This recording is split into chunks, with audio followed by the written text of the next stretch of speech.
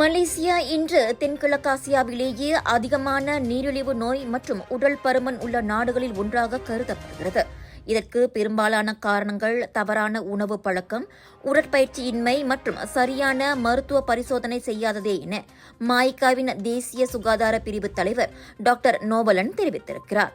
முறையான மருத்துவ பரிசோதனைகளும் ஆரோக்கிய விழிப்புணர்வும் ஒருவரின் உடல் நலத்தை பேணுவதற்கும், நோய்களை முன்கூட்டியே கண்டறிந்து சிகிச்சையை பெறுவதற்கும், நோயின் தீவிரத்தை குறைக்கவும், திடீர் மரணங்களை தவிர்க்கவும் மற்றும் சிகிச்சையை எளிதாக்கவும் மிகவும் உதவுகிறது.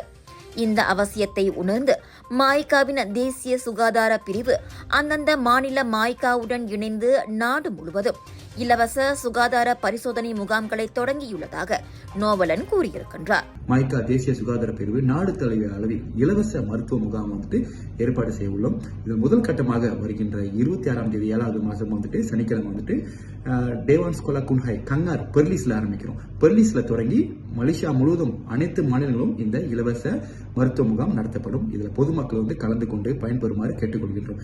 இதுல பிசிக்கல் ஹெல்த் மட்டும் இல்லாம மென்டல் ஹெல்த், அப்புறம் பல் மருத்துவ பரிசோதனை, அப்புறம் பேக்கா B40 மற்றும் உடல் பருமனுக்குள்ளது, அப்புறம் உங்களோட நுரையீரல், உங்களோட ஹார்ட், இருதயம் அனைத்தும் இலவசமாக பரிசோதனை பண்ணி அதுக்கு முறையான தீர்வு சொல்லப்படும். முதல் கட்டமாக இந்த இலவச சுகாதார பரிசோதனை முகாம் நாளை ஜூலை 26ஆம் தேதி சனிக்கிழமை பெர்லிஸ் மாநில தலைநகர் கங்காரில் நடைபெறுகிறது. கூன் ஆய்க் பள்ளி மண்டபத்தில் காலை 9 மணி முதல் மதியம் 1 மணி வரை இது நடைபெறும். இத்திட்டம் விரைவில் அனைத்து மாநிலங்களிலும் செயல்படுத்தப்படும். இந்த இலவச மருத்துவ முகாமில் பொது சுகாதார அறிவுரை, மருத்துவ ஆலோசனை மற்றும் பரிந்துரைகள் வழங்கப்படும். அதோடு இரத்த அழுத்த பரிசோதனை, இரத்தத்தில் சர்க்கரையின் அளவீடு, இருதய பரிசோதனைகள், நுரையீரல் பரிசோதனைகள், பல் பரிசோதனை, மூட்டு தேய்மான பரிசோதனை, கண் பரிசோதனை போன்றவையும் மேற்கொள்ளப்படும். மிக முக்கியமாக இரத்த தான முகாமும் நடைபெறுகிறது.